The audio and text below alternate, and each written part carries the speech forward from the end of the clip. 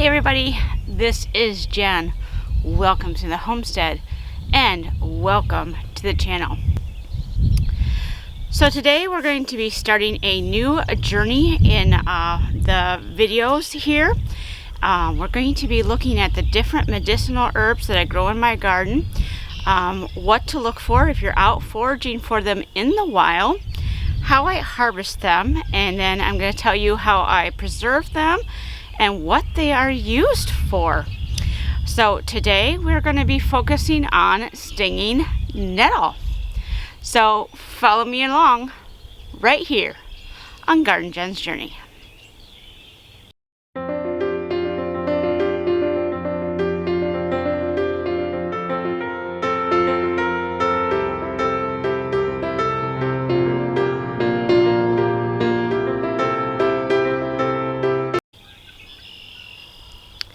Okay, so chances are, if you've been by a riverbed or through a shady part of the woods where it's a little wet or whatever, you've probably bumped into stinging nettle because you would be stinging from the barbs and the toxins that it produces to protect itself. But did you know that stinging nettle is considered a wild edible and it also has medicinal properties? It sure does. You can cook stinging nettle like you would a normal green, like a spinach or collard greens. You would simply just steam it until it's, wilted down and cooked. And then it doesn't sting anymore. You've detoxified it, so to speak. And it's a very healthy wild edible to eat. It also has quite a few medicinal properties, which is why I grow it here on the homestead. Okay, so one of the things that you need to do if you're going to be foraging for wild herbs or you want to understand how different herbs are used, what parts are used and things like that, is to start growing your library of herb books. And I have one book here that I use quite a lot for a quick reference. And I will link below this video a bunch of different books that I use that you can find usually on Amazon for a reasonable price. You can even find some in used there, but they are a wealth of knowledge, including this little book here. This was one of the first herb books I got. It's simply called Herbs. It's a guide to plants, and it's got 500 photographs, recipes, and crafts you can do with various herbs. And by no means is this an exclusive, all-inclusive book. It does leave out quite a few things, which is why I recommend quite a few books. That way you can see what all is out there that you can use. So today we're talking about stinging nettle. And the author's note here is, it's a noxious weed to gardeners, but it is high in vitamins A and C, and like I said, it's used in homeopathic medicine. Now, I don't have nettle growing wild here on the homestead, even though I live in kind of a marshy wetland area. It does best in a more shady area, which is why you'll usually find it along riverbanks in a shady spot or in the woods in a shady area. I kind of like that a little better.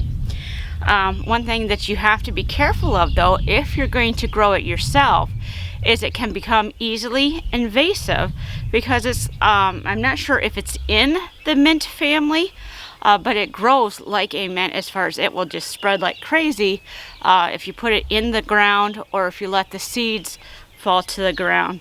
So I grow mine in a pot, and then I make sure I harvest it before it starts putting out the seeds. So you harvest the whole plant above the root, and then you can just simply dry it out for use for later, unless you're going to cook it, like I said, wilt it down as an edible green. And that's what I do, is I just go ahead and I harvest it a couple of times throughout the season. Alright, so one of the books that I recommend as part of your library is this book as well. This is the Lost Book of Herbal Remedies. You might have seen ads for it like on Facebook or Instagram or something like that. It is really a good book. I actually bought this probably through a Facebook ad, but you can also find it on Amazon. And again, I will put a link below to the various books that I use and recommend for understanding herbs. But a little bit more about stinging nettle's medicinal properties. And this gives a lot more information than the other book I was sharing. So, all right. So, like I was saying, the leaves are edible. And then what you harvest is the leaves. It deals with allergies, including hay fever. It helps with arthritis, gout pain, and inflammation. It helps with eczema, burns, insect bites, and various small wounds, menstrual problems, sprains, cramps, tendinitis, and sciatica. It helps stimulate the blood flow. It helps with anemia, an enlarged spleen, and can be used just as a tonic for your whole body. It can be used as a hair rinse. The way that nettle is most often used is either in an infusion, where you make like a tea, and you strain that tea, and then you drink it. And again, when you cook the nettle, it takes away the stinging properties, so you don't have to worry about it, it's burning like whiskey or something, like that. You can also use it as a tincture, which means you are soaking the leaves in an alcohol solution, usually 80 or 100 proof alcohol solution. You let that steep for about 6 to 8 weeks, and then you use it. And you can, let's see, dosage is 1/2 to 1 teaspoon twice daily. So that's the medicinal properties that people who are into natural medicine have figured out about stinging nettle. Now, I do have to insert here that this video is for educational purposes only. You have to do your own research, like getting books like these, doing a lot of research. Don't take what I say and use it as medical advice. If you're needing medical care, make sure you see a licensed medical provider. But if you do your research and you want to see if these natural remedies work for you, this is just some information to help you start going down that path. You want to harvest your herbs early in the morning. Right now it's about 8 o'clock in the morning, and the sun's not too high yet. That's when you want to harvest your herbs, especially if you're doing it for medicinal use. You want to harvest it before the sun gets too high and just after the dew has kind of gone off your leaves. If the dew's still on them, it's fine. But the thing you want to be concerned about most is how high the sun is in the air. Because as it gets warmer and warmer and the sun is more intense on your plants, it actually pushes the medicinal components of the plant back down into the roots where it's cooler for safe storage. So when you're trying to harvest like leaves or flowers or things like that, if you harvest them later in the day, those components are going to be down the roots and not in what you're trying to harvest. So we're going to go ahead and I'm going to show you my nettle plant is doing very well, and I need to get some harvested. So let's get to it. All right, so one thing that you definitely want is a pair of gloves, because you do not want to get stung by the nettle. However, if you are out and about where this actually grows wild, and you bump into it, not far from the nettle, you should find its antidote, which is plantain. And I will insert a picture of it here, so you know what to look for if you bump into nettle by accident. Which is one of the reasons when you're out hiking in the woods that you want to make sure that you wear long pants and not shorts or anything. Because if you were to brush up against this bad girl, you would be hurting for quite a while. It's not a very pleasant experience. So what I'm simply going to do is I'm just going to cut this right down to just below, or excuse me, just above the soil line. And it's going to be hard to see in the video because she's down in the pot quite a ways. And I did that again on purpose so she don't spread. But what I'm going to be looking for is on each stem, you can see where some new growth is coming out. And so I'm going to go above the soil line about 2 growth points and cut it. That way it has room to regrow. And so we're just going to simply cut her down. I'm going to start high first. That way I can get my hands in the pot without getting stung, so to speak. And we're just going to give her a haircut here. And I do have some dandelions that have grown in here as well. And that's fine with me. Dandelions are good for the bees.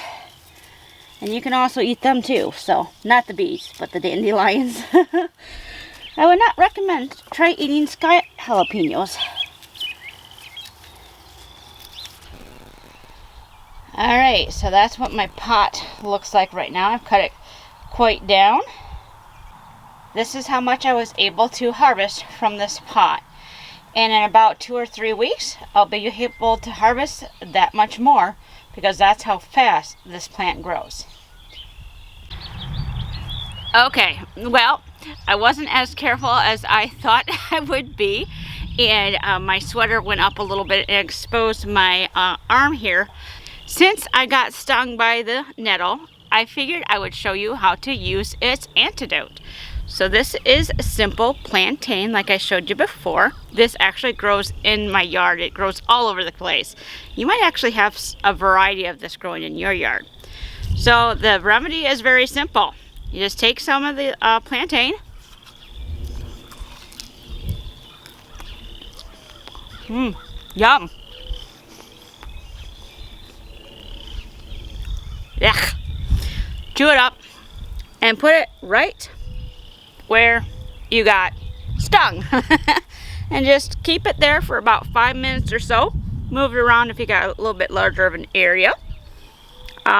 If you have something to wrap this with, if you're out and about, you know, like if you're carrying a bandana or something, put that around it to hold this in place.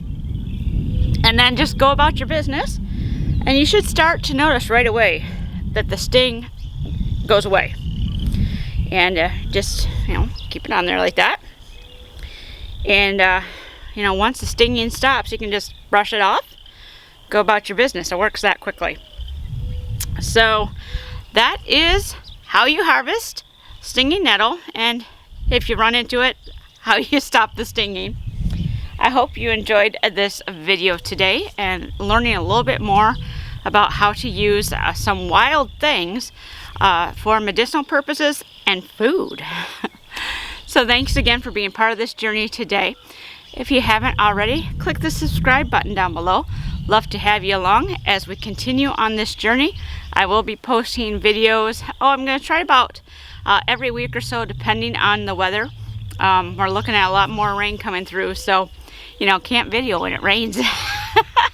But anyways, I do plan on going through and making this series quite adventurous and showing you all the different stuff I grow here on the homestead and what you might be able to find out in the wild if you're just out adventuring. So please make sure to follow along so you can learn some things. It's kind of cool and fascinating. Thank you for being with me today, everybody. I hope wherever you are, you're wonderfully blessed. So until next time, bye-bye.